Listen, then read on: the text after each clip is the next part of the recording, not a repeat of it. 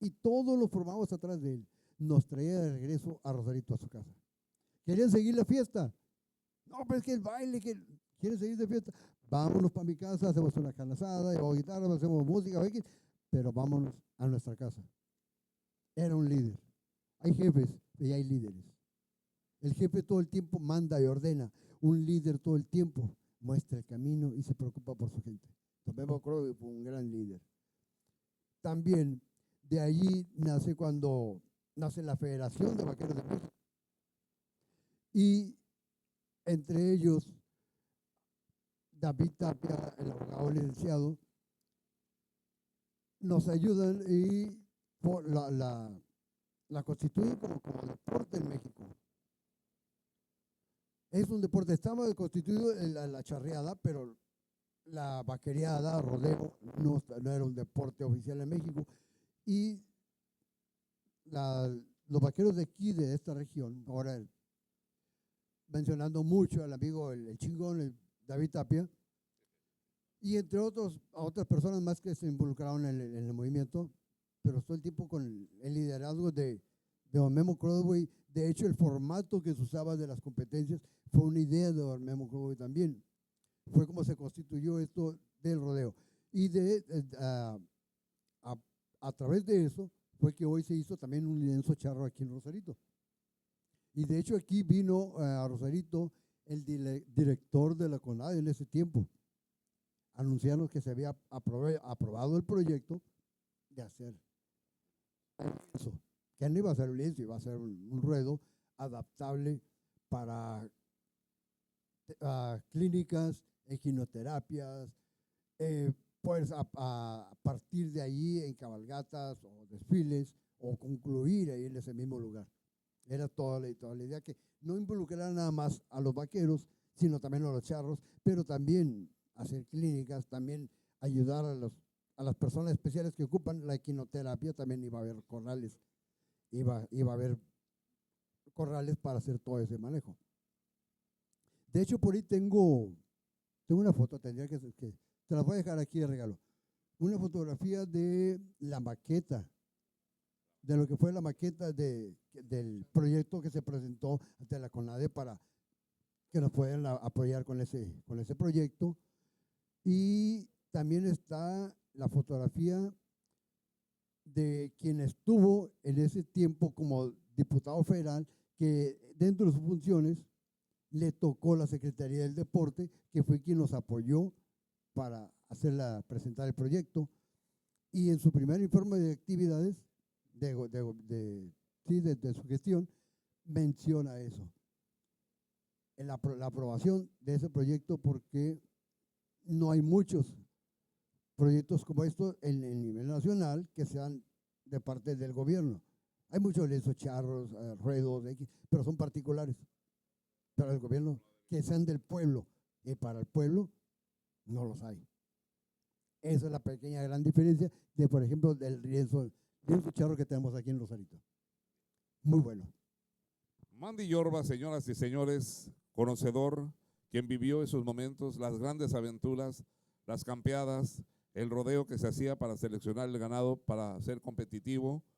Las vaquereadas era para reunir a aquellos que había un reto después de hacer este paseillo, esta campeada, y se fue como fue formando el grupo, el equipo, que ahora están celebrando 51 años. Nada más, la Federación de Vaqueros de México se constituye gracias a Memo Crowley, David Tapia y el Monchillón, otros que tienen que ver como Mandy Yorba, que también tiene que ver mucho en la formación, ahora sí que la construcción de ese lienzo, en el cual hemos sido testigos, hemos compartido ya grandes festividades, la que acaba de pasar precisamente de estos 51 años con los vaqueros, los pioneros del rodeo en Baja California, y en los 140 años de Rosarito como ciudad ya en playa. ¿Por qué? Porque antes fue el pueblo, fue el poblado, el Rosario de los 1800, el Rosario de 1700, pero ya 1900, de ahí en adelante empieza ya lo que es Playa de Rosarito como poblado. Pero hace poco, ya hace algunos años, como 10º ayuntamiento, y ahora sí se está llevando como reconocimiento como la ciudad de Playa de Rosarito. Alejandro ha sido uno de los pioneros de los que inicia así a través de la Federación de Vaqueros de México, siendo muy peque. Escucharon a Yorba que le dijo a este muchacho, este chamaco, porque así lo tiene él todavía considerado, porque es un muchacho joven. Alejandro no es mayor que digamos, a mí me tocó presentarlo a sus escasos 15 años de edad, convirtiéndose en campeón. Pero él fue parte de los Vaqueros de Rosarito como fundador. Memo Crosby le dio la bienvenida con aquella burra que él siempre usaba y se le quedó como la burrita, como personaje. Mandy se le quedó el personaje de Mandy, Armando Yorba. Pero Alejandro, en relación a lo que es lo que estamos comentando, la historia, vaya, de los Vaqueros de Rosarito en Baja California, como otros que tuvieron que ver, ya lo dijo Yorba, relacionado a los que pusieron muy en alto el nombre de los aguerridos, acérrimos pioneros Vaqueros de Rosarito contra los Vaqueros Santo Domingo, los primeros por parte de Tijuana. Los alisos, otro de los Vaqueros que tuvo que ver por parte del Valle de las Palmas. Memo Crosby reconocía a Memo Olivarria como su tocayo, otros más que tuvieron que ver como los Ontiveros, por mencionar así de algunos que todavía recordamos. Y bueno, los Vaqueros de La Ponderosa, por decir así, con los Barraza, que tienen mucho que ver, otro de los pioneros que también tenemos que mencionarlos, porque son los que inician de San José de la Zorra como comunidad, aquellos que son del porvenir, representando al Valle de Guadalupe. Ahí siempre había ese problema de dónde venían, quiénes eran. Es como la misión, San Miguel. En honor a los clubes se hizo precisamente esa gran festividad, que ya son más de 40 años precisamente celebrándolo. Y así sucesivamente iríamos nombrando cada grupo, cada asociación, cada familia que representaban. Los primeros y 4 máximos que compartieron y disfrutaron con Rosarito fueron Santo Domingo, fue La Ponderosa, Águila Real y Los Alisos. Si no me equivoco, si es que voy, bien, a ver Alejandro, ¿qué me dices? Así es, sí, claro, gracias a estas gentes, esos líderes que tuvieron la visión de formar y formalizar unos equipos de vaqueros para competir, para que se hiciera la competencia entre ranchos, entre equipos. Pues fueron varios, como dice Mandy, Memo Crosby fue un buen líder, un gran líder, David Tapia, otro también fue Marcos Mesa, Pedro Torices, don José Ruiz, pues varios, ¿no? Pedro Montes también. Don Pedro Montes, hay mucha gente que gracias a ellos también está por allá Cosme Arellano, los Montes, los Campos, pues mucha gente que le dieron vida al deporte del rodeo, de la vaquereada, ¿no? De lo que nosotros hicimos y que eran unas fiestas tan bonitas y familiares, como dice el Mandy, se recuerda que iba toda la familia al rodeo a apoyar al jinete, bueno, no al jinete, al equipo de jinetes, porque éramos todo un equipo. Y gracias a esas competencias fuertes que hubo de rodeo, de golpes, de caídas, de todo, hicimos una gran hermandad.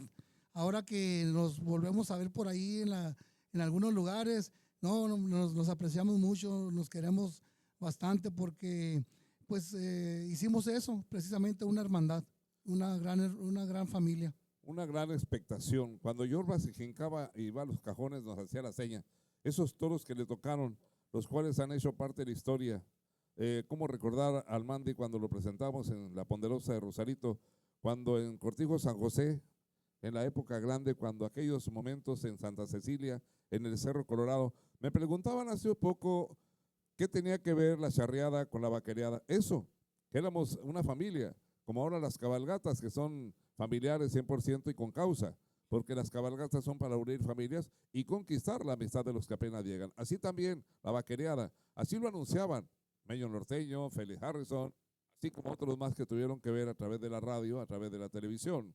Por mencionar de algunos de los que hicieron época como Raúl Morales Cordero, Caballo Blanco, Raúl Mozo, en fin, por recordar de aquellos como el tío Rifles, que era el único que era el que se integraba más a la charreada, el que más cerca se miraba en los rancheros. ¿Quién era el otro? Penicilino. Eran animadores, locutores que narraban la gran disciplina que se llevaba, la suerte que se vivía en cada uno de los jinetes. Los 8 segundos aparecieron ya después, porque cuando inició los Vaqueros de Rosarito no había 8 segundos. Fue cuando la Federación de Vaqueros de México optó por ahora sí constituirlo, notarializarlo, pero ya hacerlo real, hacerlo legal. ¿Por qué? Porque tenía que existir un tiempo límite para que el jinete rindiera y que el toro también a un 50-50. Entonces los charros, unidos como familia que son en el ámbito deportivo, es por eso que nace el deporte por excelencia, la gallardía, la forma de presencia. El vaquero no, el vaquero era de carajazo, golpe y calabaceado, ¿no? Es cuando se los temblaba el toro y se empezaban y el calabaceado no era de baile, sino que era para amortiguar el golpe. El carajazo que recibía uno cuando compartía la tierra y la buñiga precisamente de aquellos toros. Éxitos de antaño y que nos hace recordar, los que nos estén viendo ahorita se van a acordar de esos momentos cuando inicia la vaquereada, el por qué las porras, era el apoyo, surgen de la familia, el banderín, en fin. ¿Por qué? Porque el Tata Ruiz nos trajo esa trayectoria, esa tradición. Pedro Montes siguió con ella. Pedro Toriste ya fue un poco más clásico, era más ranchero. Pero si hablamos de los charros, aunado a lo que es el deporte, los alizos, que era el único equipo ambidiestro que traían charros y traían vaqueros. ¿Qué pasó con Mexicali, con Rolando Jones? Hizo lo mismo. Se quita la pachuqueña para usar la camisa cuadros para ser auténtico vaquero. Eran reglamentos que así se exige. De hecho, hubo un momento en que los campeones que se coronaban, les quitaron la corona por un botón de la camisa, si se acuerdan.